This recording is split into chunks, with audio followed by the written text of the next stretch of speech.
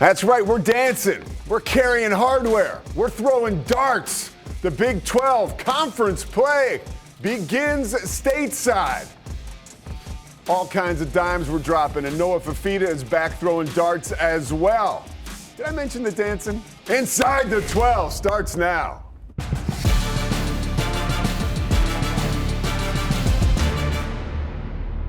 Welcome to Inside the 12. I'm Pete Sousa. He is the quarterback, Taylor McHargue. We are so excited to bring you a full slate. We got Friday night football. We got plays that you have got to see.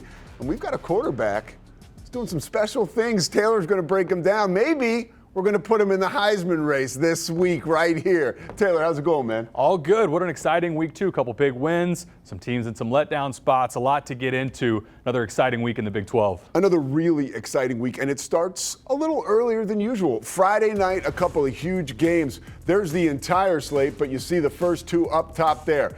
Colorado travels to Houston, a big opportunity for both of those teams, particularly the Cougars. And then, of course, Kansas State. Late start for them at Arizona. We got a quarterback change for Colorado. Kansas State going to try to get themselves off the mat going to Arizona. And I love that late night special Saturday night. Texas State going to Arizona State. That game was close a year ago. Arizona State going to try and pick themselves up after a disappointing loss on the road against Mississippi State. But another exciting week coming up in the Big 12. Well, and part of the excitement really is we get to see what these teams are all about. And with some teams going in opposite directions, right? Two that we can focus on right now. I know how much you like Utah, and they are delivering. On the other side of that, Kansas State still trying to find their rhythm. But Kansas State got in a trap game really against a team in Army that did exactly what we try to avoid against a Service Academy team. Army held the football from Kansas State for almost the entire second half. Kansas State had the ball for just over 3 minutes of gameplay in the second half.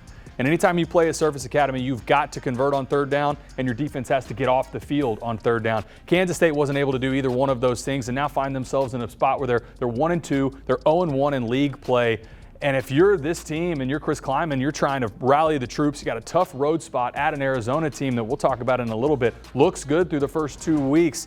Man, really disappointing start for the Wildcats. And then Utah, Devin Dampier still running the football, operating that offense really well. They've got a big one coming up in a couple weeks against Texas Tech, but we'll talk a little bit more about the Utes as we go through the show. Yeah, they have climbed into the top 25, and appropriately, I think we can say for that. This is a look at that Utah squad right here. Absolutely dismantling UCLA in the Rose Bowl in week 1, and they just kept it rolling. Of course, Cal Poly didn't stand much of a chance, 63-9 the final there. Well, Dampier was perfect, almost 400 yards passing, 5 touchdowns, 0 interceptions, added another 112 yards on the ground. And again, this is what it's supposed to look like when you play an FCS opponent in Cal Poly. But for Utah, I go back to the offensive line and defensive line play. I think they may be the most physical bunch, maybe right next to Iowa State, just in terms of the trenches. But through the first 2 weeks of the season, Utah looks the part. I think they're still a little underrated. I would have them higher in the polls right now. I think they're close to being right on the edge of a top 10 team.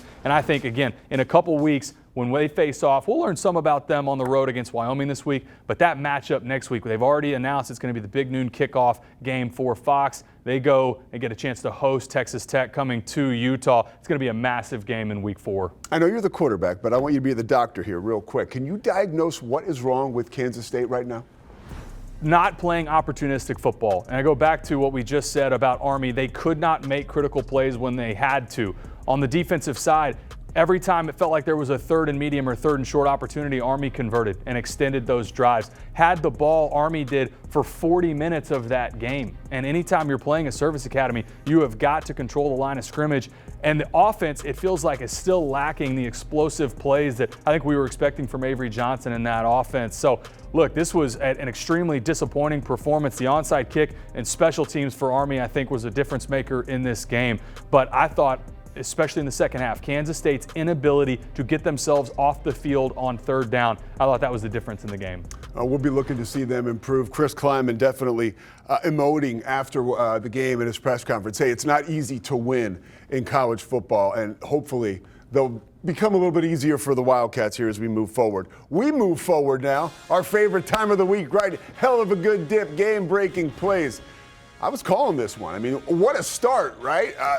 Todd Doxson, who was calling the game with me, said, let's see if they can get something cooking I said, there he is, over the stove, Jaden Nixon, 96 yards. This was the first of 3 touchdowns for Nixon.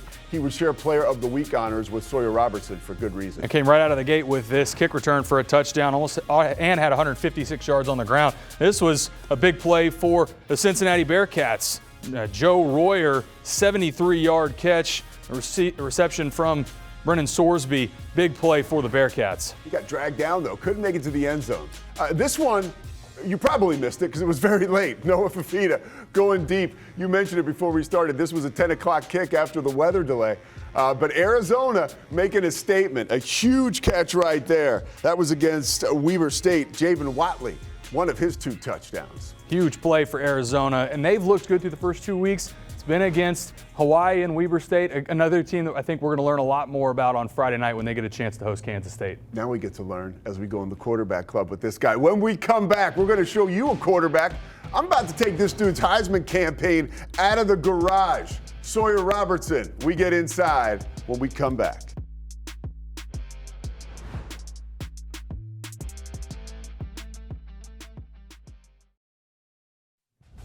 Inside the 12 is brought to you by Hell of a Good Dip. Game on, dip in with Hell of a Good.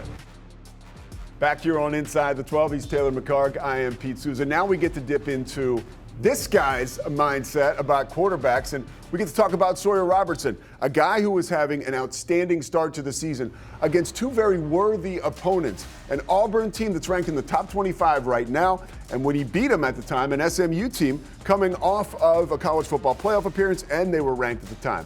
You got to love what he's doing. Sawyer Robertson deserves to be in the Heisman conversation. I think he's left out of a few polls and standings right now, and I think it's a disservice. This is the most accurate quarterback in college football right now. He's been unbelievable. 3 straight games throwing for over 400 yards. The last guy to do that's a guy named Pat Mahomes. Okay, so the company that Sawyer Robertson is in right now is elite.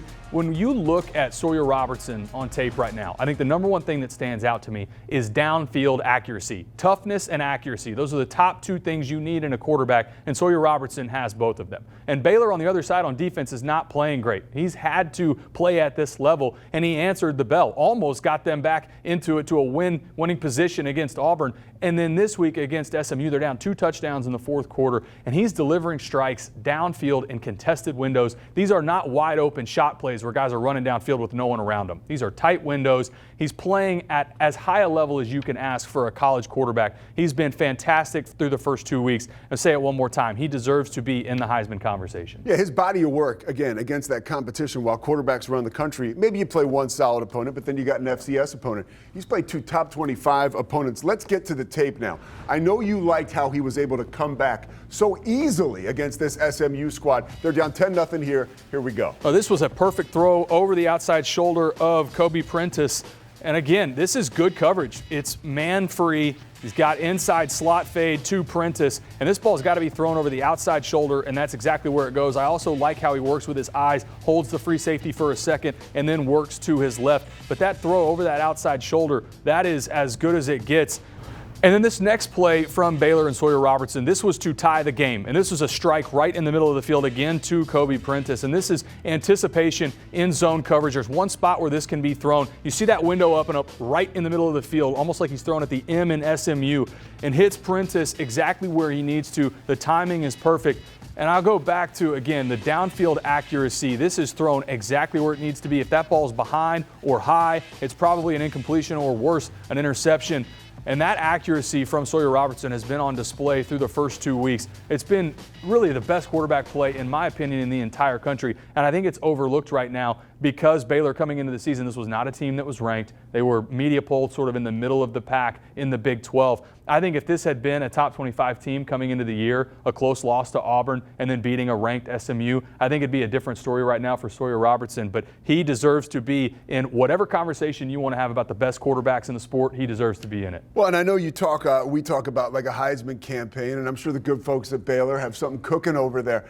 But if you talk to Sawyer, he's just one of the best guys around. Just as good of a guy as he is a football player, he's also a God-fearing guy. Faith is a huge part of his journey, his dedication, obviously, to God and the church and to the football field. Holy Heisman.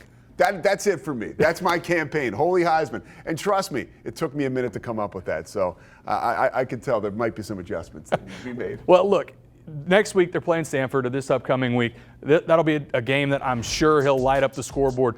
The next week when they host Arizona State, that's going to be a big opportunity. But after the first 2 weeks, his play is the reason why they're sitting there at 1-1. They were almost 0-2 because that defense has got to step up on the other side of the football for Baylor. But for Sawyer Robertson right now, again, his downfield accuracy is as good as it gets in the sport right now. And that matchup in 2 weeks against Arizona State, I think very quickly, if they were to win that game against Arizona State and move to 1-0 in league play, I think you'll start to see that conversation sort of increase about Sawyer Robertson. And I agree with you. I think if you're Baylor, you got to start this campaign right now and kind of get the momentum going behind him. Holy Heisman. Let's go. By the way, they're going to need some help defensively. Baylor's given up about 440 yards per game right now. So Dave Aranda working to shore that up. All right, we're going to come back and we're talking to Vice President of Houston Athletics, Eddie Nuñez. Huge game coming up Friday night for the Cougars. We break it down.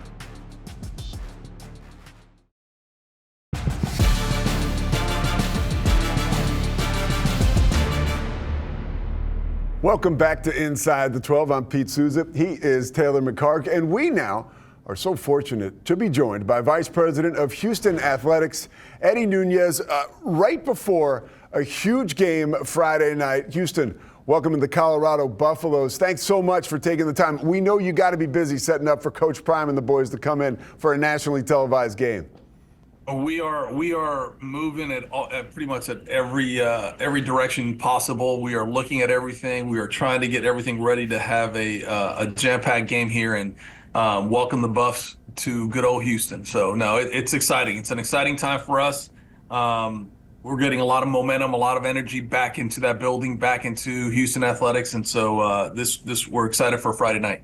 Well, you mentioned moving in the right direction. Your program is moving in the right direction, of course, thanks to Willie Fritz in his second year. How are you feeling about the work that he has done and the progress he's made with this program rather quickly? Yeah, last year when I got here, you can start seeing even then. A lot of the what we saw last year was a team that we didn't have all the talent. We had a lot of guys that were working hard, but more than anything else, what we noticed was the emphasis on the culture, the emphasis on working hard, bringing it every day, competing, throughout the whole game and even every day of the week. I'm excited to see the continuation of how he's building this. It's very similar to what Coach Sampson did here. To have two coaches that do it and build it and try to build a culture first and foremost. And I know culture is the buzzword that people like to say, but when you're around coaches like both of them who understand what really culture means and what it entails, it resonates across every sport. Eddie, we got a chance in week one to see the new Memorial Hermann Football Operations Center, beautiful new state-of-the-art facility. And you couple that with TD-ECU Stadium, which I know you guys have played in for a few seasons, but is also a relatively new stadium. Just how important is these improvements, and especially with the Memorial Hermann Football Operations Center, to your program and to this football program? Yeah. I know that people keep talking about how times are changing. It's a new era with NIL, and it is. Don't get me wrong, it is. But we still have to have the facilities to be able to compete at the highest level, and to be able to open up the new facility, to open up a $150 million facility that has everything that you can imagine for our student athletes. Not just for pleasure, joy. It actually is there for helping them become the best they can be. It is exactly what we needed to continue to elevate our football program. The football stadium it's great. It has everything we need to be successful with this facility now. It gives us all the tools to be able to keep building on what Willie's doing here. National TV audience, Houston on full display. The university, the school, the football team taking on one of the most prolific programs in the country. What's going to be different about Friday night? The energy, first and foremost. I think that's what you're going to see. You're going to see the energy. You're going to see a lot more emphasis on what we've been trying to build over the last year with the game experience. But more than anything else, we're setting the standard. It's like I tell everybody, I'm not preparing for one-offs. I want to make sure that every game looks the same way. And so what they're going to expect is a lot more energy inside, outside the stadium. It is a Friday night. It's a little bit unusual when it comes to games, a traditional college football game, but having that Friday night game here has always resonated well. So I expect our students to show up. We had over 8,500 students last week, which was the highest ever. We anticipate having that or more for this game. So if it's not close to a sellout, it'll be it's going to be right there. And so the energy, the impact, it should be a fun night. Eddie, when we had a chance to visit with your head coach, Willie Fritz, and this staff in week one, we talked about all the portal additions, and the main one being Connor Wegman at the quarterback spot. And he talked about the increase in NIL contributions. And when you think about the addition of this new facility and the momentum with Coach Fritz, do you feel like you're building that momentum in terms of your NIL and buy-in from alumni and supporters for this program? Yeah, I think you're starting to see it more and more every day. What I've noticed is they've wanted a reason to continue to support, not just from a fundraising, but more of just being a part, being around, and starting to see that recruiting class that coach had this past year off the transfer portal, plus recruiting kids from this area, which is important. We all know the talent level in the city of Houston and the surrounding areas in the state of Texas. It's one of the best, if not the best. Seeing all of that energy, that vibe, the emphasis on trying to lift this program is what our fans and our supporters are getting behind. This year we had the highest fundraising this department's ever had outside of a capital project. So when you put all that together, that's showing the success from basketball resonating to football and continuing on. And so we take those successes and try to continue to feed off them. As I've told our staff, we don't want to get complacent. We want to appreciate where we've come and where we are, but more than anything else is where we're trying to get to. And this is really laying the foundation for us to continue to build. I'm excited. I really am for what Houston Athletics has become and what it will continue to become. Well, we appreciate you spending some time with us on Inside the 12. Everybody, 6:30 Central Time on Friday night on ESPN. Colorado and Houston. It is going to be an exciting affair. We'll step aside and come back. Plenty more to come as we break down the best matchups this week in the Big 12.